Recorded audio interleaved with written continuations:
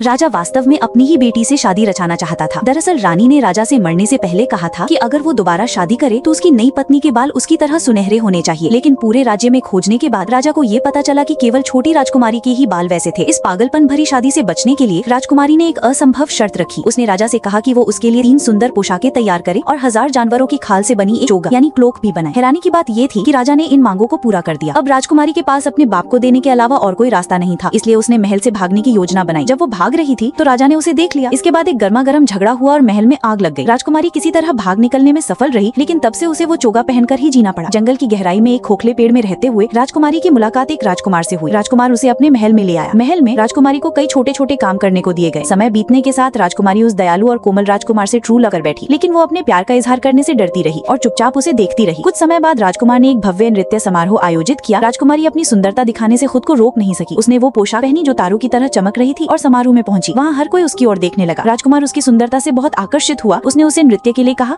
और ये जानना चाहा कि वो कौन है। तभी राजकुमारी को अपनी पिता की याद आई और वो घबराकर समारोह से भाग गई। राजकुमारी राजकुमार को बहुत पसंद आई और जल्द ही उसने दूसरा समारोह आयोजित किया। इस बार राजकुमारी ने वो पोशाक पहनी जो चांद जैसी लग रही थी और फिर से सबकी नजरें उसी पर टिक गई। राजकुमार ने उससे नृत्य करने को कहा और यहाँ तक कि उससे विवाह का प्रस्ताव भी किया, लेकिन राजकुमारी ने अपने डर के कारण फिर से भागने का निर्णय लिया। राजकुमार के मंत्रियों ने उसे जल्दी किसी राजकुमारी से विवाह करने के लिए कहा, इसलिए उसने तीसरा समारोह आयोजित किया। इस बार राजकुमारी ने वो पोशाक पहनी जो सूर्य की तरह चमक रही थी, लेकिन उसने देखा कि रांडवा राजकुमार किसी दूसरी राजकुमारी के साथ नृत्य कर रहा है। जब वो वापस रसोई में आई तो उसे राजकुमार और उसकी भावी दुल्हन के लिए खाना बनाने को कहा गया। सूप बनाते समय उसे याद आया कि राजकुमार ने कभी उसकी अंगूठी की बहुत प्रशंसा की थी, इसलिए उसने सूप में वो अंगूठी डाल दी। जैसा उसने सोचा था वैसा ही हुआ। राजकुमार ने तुरंत किसी को राजकुमारी को ढूंढने भेजा और धीरे से उसकी उंगली में वो सोने की अंगूठी पहना दी। ये पता चला कि राजकुमार ने उस औरत को कभी स्वीकार करने का इरादा ही नहीं किया था जिसके साथ वो नाच रहा था। राजकुमारी ये सब देखकर बहुत भावुक हो गई। राजकुमार ने उसका चोगा हटाया और उसका सुंदर चेहरा सबके सामने आया। अंत में राजकुमार राजकुमारी से शादी रचाई और राजकुमारी की खूब ठुकाई।